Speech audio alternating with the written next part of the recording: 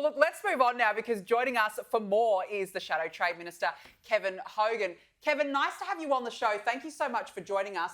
I want to start with this latest news poll that's dropped this evening. It shows that Labor has extended its lead over the coalition and is edging towards a majority. Early days, but how are you feeling? Yeah, look, early days, Danica, and obviously, polls, as we say, go up and down. The one poll that is an important one. But what I'd say, and obviously I'm invested in this, but, we need to win. So obviously we want those polls to turn around. We have to win this election for all the reasons that we talk about: cost of living, national security, and a whole lot of other reasons. And you raised a point earlier, an issue earlier that I think we do need to focus on, and I think we're trying to focus on it, but obviously our distractions come up.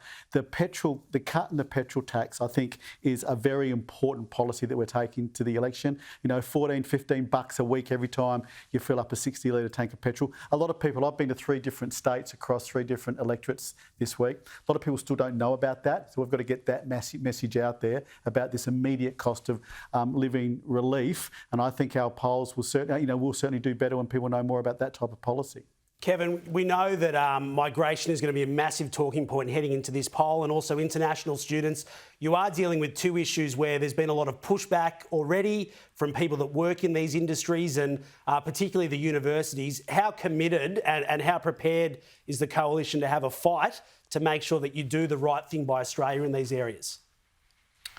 James, very committed, and we've been talking about this now for quite a while, that we were going to do these caps because this isn't, while obviously there are going to be some people perturbed about this, I've got 2 children. One has just taken on a huge mortgage for a very modest place because of our housing shortage, and another one's had to lob home because she couldn't afford a rent. So every family in Australia knows about this. I mean, we've had, it's 1.2 million-ish that have come in over the last 3 years, 1.8 million people modelled to come in over a 5-year period.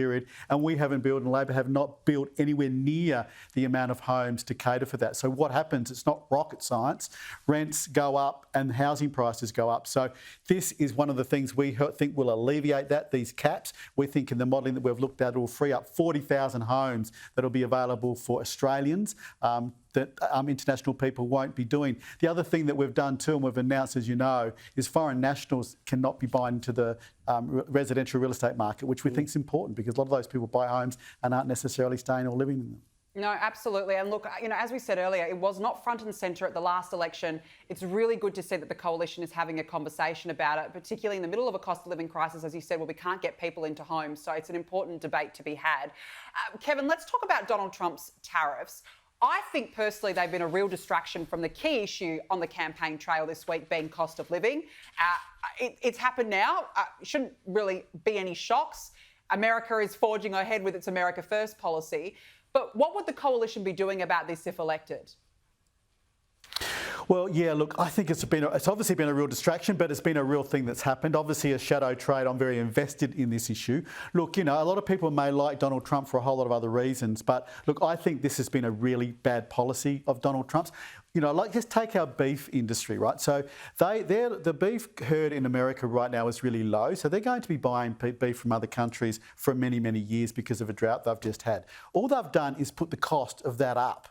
So whenever they now import beef, the price of it will be higher. I think it has real ramifications for world growth. I mean, we're already now hearing, international economists, now people start to talk about global growth, that, it may now go into recessionary periods. So what I think we need to start talking about, we're going into a world, both economically and with national security, that there's going to be some troubled waters here. And I would then say, what type of leadership do you want when the world economy is looking shaky, when the Australian economy might be under threat, or there's going to be national security issues picking up as well? Would you rather have a strong leader, which Peter Dutton very much is, or would you like to have a weak leader like Albanese is? Now, I just want to pick up on a point you just showed. I think it's really telling, because while we can laugh about it, this is the type of character the Prime Minister is. We know he fell off the stage. He knows he fell off the stage. Why lie about that?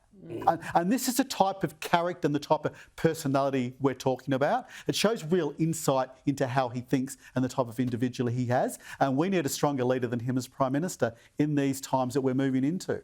Kevin, can I just ask and just pick you up on the point you just made before in regards to the tariffs? And I know Peter Dutton has flagged that he would be getting on a plane in the first 60 days of being elected and going to America and meeting with the President Donald Trump. Now, Anthony Albanese has really had no issue getting on a plane during this first term.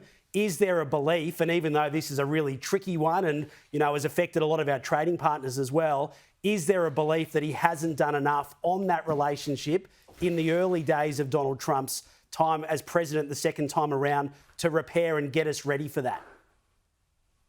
Well, look, even forgetting the tariff issue for a side and forgetting all the other issues, he's shown a real disinterest in the new President of the United States. Now, he might not like him. He said, as you know, that he's SHIT scared of him.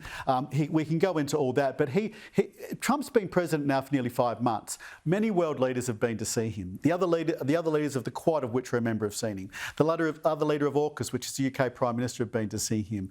Now, Albanese's shown no interest in a 5-month period to ever go over and have a person one-on-one to meeting. But given how important they are to us economically, given how important they are to us in national security, you would think that would be a priority. It's not. He still doesn't talk like that. And I think it's been a real failing of his to not have it as a real priority in the people he's dealing with. He can't even get a phone call at the moment. We'll let you go, Kevin. Just lastly, is it correct that Sharon AFL balls have been banned from press conferences for the Coalition this week? Well, James, as an AFL fan myself, look, we know Peter, without wanting to upset Brisbane Lions and Golden Sun supporters in Queensland, we know it's a rugby league state, and I think Peter's just showed that. Yeah, you just never know what might happen on the campaign trail. This is a problem with photo opportunities. You don't need this. You never know.